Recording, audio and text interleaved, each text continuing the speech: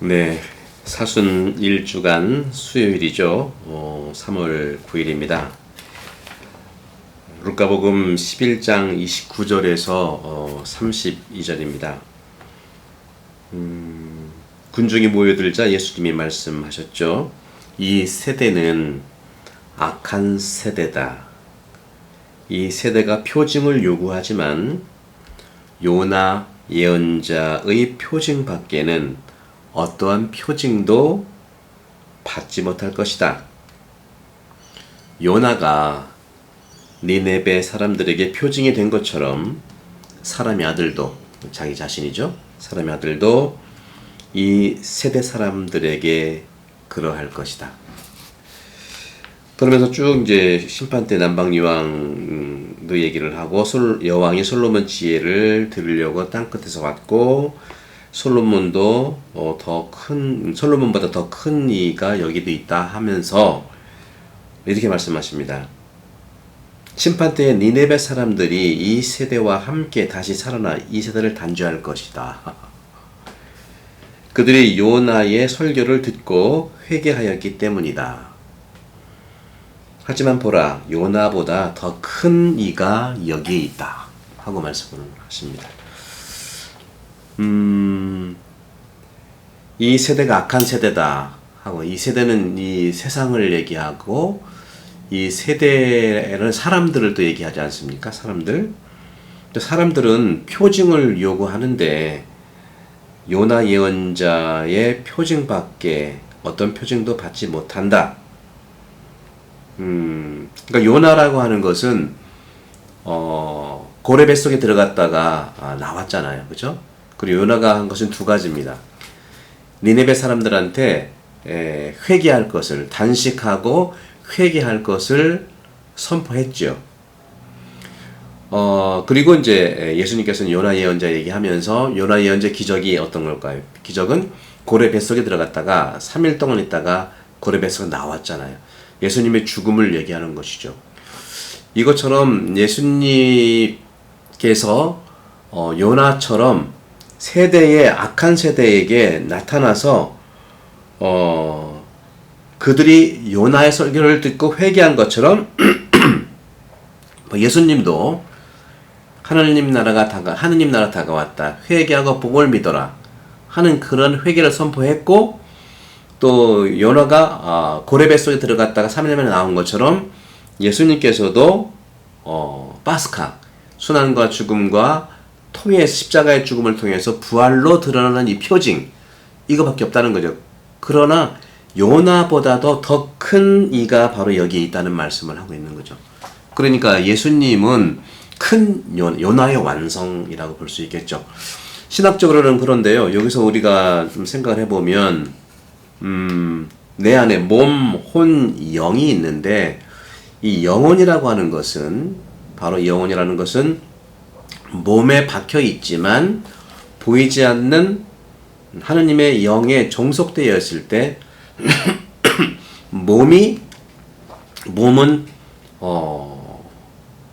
영원하지 않습니다. 몸은 일시적입니다. 이 일시적인 이 몸이 영혼을 통해서 영원한 영, 하느님의 속성인 영의 삶을 산다는 거죠. 부활한다는 겁니다. 그런 점에서 몸으로 사는 삶은 일시적인 것이지만 영혼과 만나는 영에 속한 삶은 영원하다.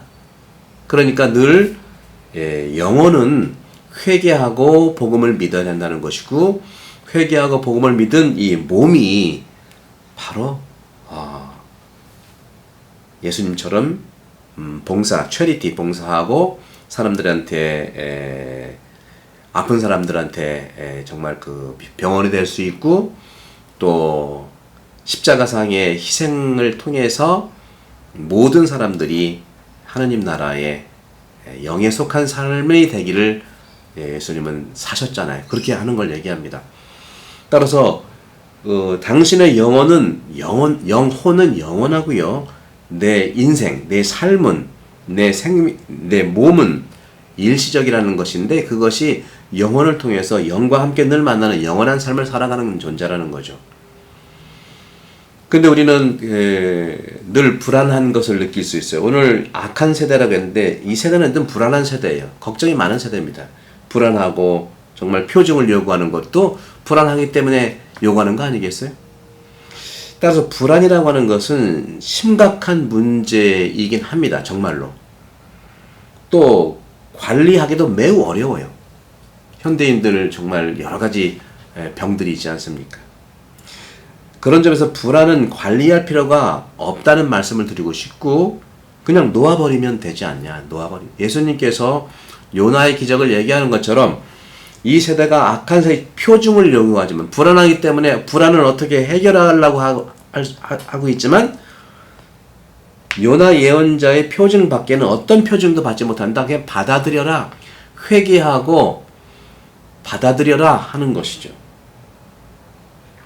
그렇기 때문에 마음과 몸에서 해방된다고 하는 것은 불안과 그런 걱정들을 해방한다는 것은 놓아버린다는 것을 얘기합니다. 노력이 필요 없다는 점에서 어렵지 않은 과정이라고도 볼 수 있어요. 물론 요즘에는 정신적인 그 발전 때문에 약도 좋은 게 많이 나온다고 그러죠. 하지만 이런 식으로 단순하게 본다면 몸과 마음으로부터 해방되는, 놓아버리는 거예요.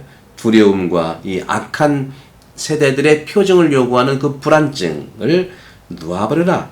결국에는 제가 생각할 때 세 가지가 이러한 그 악한 세대들이 불안하기 때문에 요구하는, 걱정 때문에 요구하는 그런 것들은 세 가지의 회개의 삶을 살면서 우리가 잘 나아질 수가 같아요. 첫 번째는 정말 내가 살아왔다는 것은 잘 살아왔다는 것이라는 거죠. 우리가 그동안 잘 살아왔지 않습니까? 잘 살아왔다는 것. 두 번째는 잘 사랑해왔어요. 사랑해왔어요. 가족끼리 사랑하고 또 그렇죠. 아는 사람과 잘 사랑해왔어요. 다음에 세 번째는 지금 말씀드린 그 부분이 얼마나 내가 놓아주는 법으로 살아왔는가, 얼마나 내가 삶을 놓았는가, 집착하거나 거기에 매달리거나 불안에 빠지거나 우울증에 빠지거나, 그건 역시 늘 제가 지금까지 말씀드린 것처럼 상황이 아니라 생각이 고통이라고 말하고 싶다는 말씀에서 그렇습니다. 불안이라고 하는 것은요, 지금과 나중의 간극이에요. 사실 지금 불안한다고 하지만 지금 불안이라는 것은 지금의 삶을 껴안고 바라보는 것이 아니라 바로 지금과 나중에 간격 사이에 늘 불안이 있는 것. 그래서 불안이라는 것은 그런 점에서 통제할 필요가 없고 그냥 받아들이고 놔버리면 오히려 해소가 되는 경우가 있는 것이죠. 99%는요, 일어나는 일, 우리 나에게 발생한 99%는 다른 일이 일어나기를 기다리는 동안 발생한대요. 그러니까 내가 의도하지 않은 것들에서 자꾸 일어나는 거예요. 그러니까 일어나니까 그냥 놔둘 필요가 있는 거죠. 일어난다고 해서 집착하면은 그것이 고통이 되는 거예요. 지금 이 순간 기분이 상했어. 근데 그 기분이 상한 거 여러 가지 이유로 뭐 가까운 사람과의 관계라든가 어떤 일이라든가 늘 그렇게 될 수 있잖아요. 그죠? 그렇게 99% 내게 일어나는 그런 일들은 다른 일이 일어나기를 기다리는 동안, 그러니까 발생하는 존재예요. 모든 것들이 발생하는 존재가 바로 인간이라는 거죠. 따라서 내 인생을 바로 지금, right now, 지금 내 인생, 내 삶을 지금의 now에 보낸다고 하는 것이 굉장히 중요하다. 지금 이 순간을 내 삶과 만나세요. 그걸 믿어주시면 내가 해결한다기보다 그 불안이 저절로 해결해서 나가버린다는 거죠. 저도 이렇게 말하지만 이런 부분들은 저도 노력을 하고 있는 것이죠. 여러분들 분명히 니느웨 사람들이 요나의 설교를 듣고 회개한 것처럼 지금 불안한 분들, 힘든 분들, 바로 요나보다 더 큰 예수님의 이 말씀을 듣고 회개의 은총이 가득하기를 사순절에 기도합니다. 성부와 성자와 성령으로 강복합니다. 감사합니다.